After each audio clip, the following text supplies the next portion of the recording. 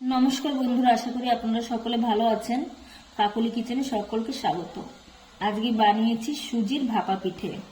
বানানো খুবই সোজা এবং অল্প সময়ে একসঙ্গে অনেকগুলো তৈরি করা যায়। তাহলে চলুন কিভাবে বানিয়েছি দেখা যাক। আমি একটা কড়া বসিয়েছি, আমি দিয়ে দিচ্ছি 1 কাপ নারকেল দুধ। গুড় দিয়ে দিচ্ছি 1 কাপের একটু কম।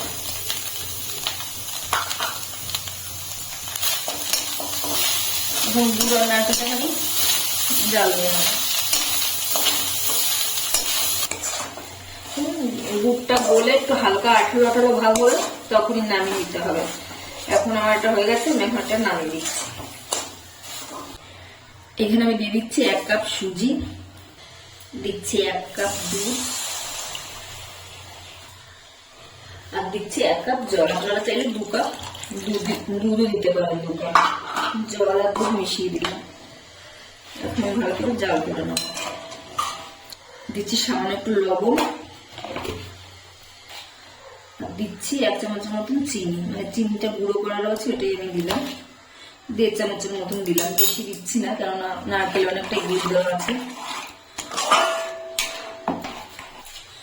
আর সামান্য একটু এলাচের গুঁড়ো দিয়ে এখন আমি ভালো করে জাল করে একটা ডো মতন তৈরি করে নেব। এখন কড়াই থেকে ছাড়তে আরম্ভ করেছে, ডোটা আমার তৈরি হয়ে গেছে। এখন আমি নামিয়ে নিচ্ছি। ডোটা আমি নামিয়ে নিয়েছি, হালকা একটু ঠান্ডা করে নেবো। এখন হাত দেওয়া যাচ্ছে না, একটু ঠান্ডা হোক তারপরে আমি বানাবো। এখন আমি এর ভিতরে ছোট্ট 1 চামচ ঘি দিয়ে দিচ্ছি। ঘিটা দিয়ে আমি ভালো করে সুজিটা একটু মেখে নেব।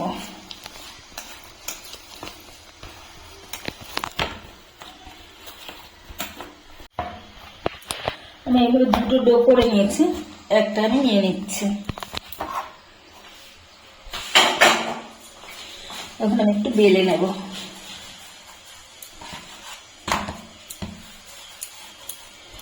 খুব বেশি মোটা না, খুব বেশি পাতলাও না, মোটাই থাকবে, বেশি পাতলা না। চারিদিকটা একটু সুন্দর করে সমান করে নিচ্ছি। এই দেখুন, এইভাবে আমি বেলে নিয়েছি, এতটা মোটা রেখেছি আমি। এখন যে নারকেলটা আমি তৈরি করে রেখেছিলাম, নারকেলটা এর মধ্যে ভালো করে বিছিয়ে দিতে হবে। এখনো নারকেলটা আমার গরম, চামচ দিয়ে আমি লাগিয়ে দিচ্ছি ভালো করে।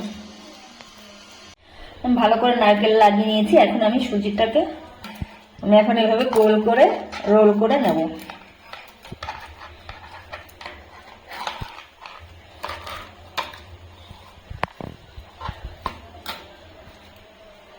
এখানে একটু ভালো করে সিল করে আটকে দেবো, নাহলে আবার খুলে যেতে পারে। এই যে আমি দুটো এইভাবে রোল করে নিয়েছি। আমি একটা ফুটো থালায় তেল ব্রাশ করে নিয়েছি, এখন আমি থালার উপরে দিয়ে দিচ্ছি। এখানে আমি একটা ডেকচিতে গরম জল করতে বসিয়েছি, আমি এখন থালাটা ডেকচির উপরে রেখে দিচ্ছি। এখন আমি ডেকচিটা মানে থালাটাকে ঢেকে দিচ্ছি। 10 মিনিটের মতন ঢাকা দিয়ে রাখবো। 10 মিনিট হয়ে গেছে, আমি এখন ঢাকা খুলে নিচ্ছি। এটা আমার হয়ে গেছে, আমি এখন অফ করে দিচ্ছি। 10 মিনিটে বেশি রাখতে লাগবে না, কারণ সুজিটা আগে থেকেই রান্না করা, সেজন্য খুব বেশি সময় রাখতে হবে না। আমি এখন এটাকে নামিয়ে ঠান্ডা করে নিচ্ছি, তারপরে আমি কেটে দেখাবো। ঠান্ডা হয়ে গেছে, আমি এখন পিস পিস করে কেটে নিচ্ছি।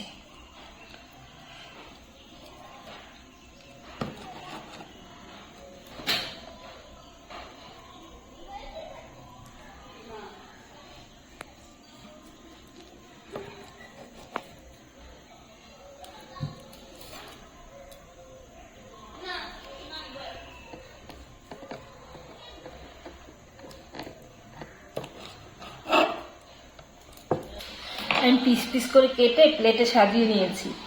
মানে এইভাবে যদি বানান তাহলে মানে অল্প সময় একসঙ্গে অনেকটাই পিঠে বানানো যায়। একটা একটা করে পুলি না বানিয়ে এইভাবে বানিয়ে নিতে পারেন। আর রেসিপিটা যদি ভালো লাগে তাহলে একটা লাইক করবেন, সাবস্ক্রাইব করবেন এবং কমেন্টে জানাবেন কেমন হয়েছে।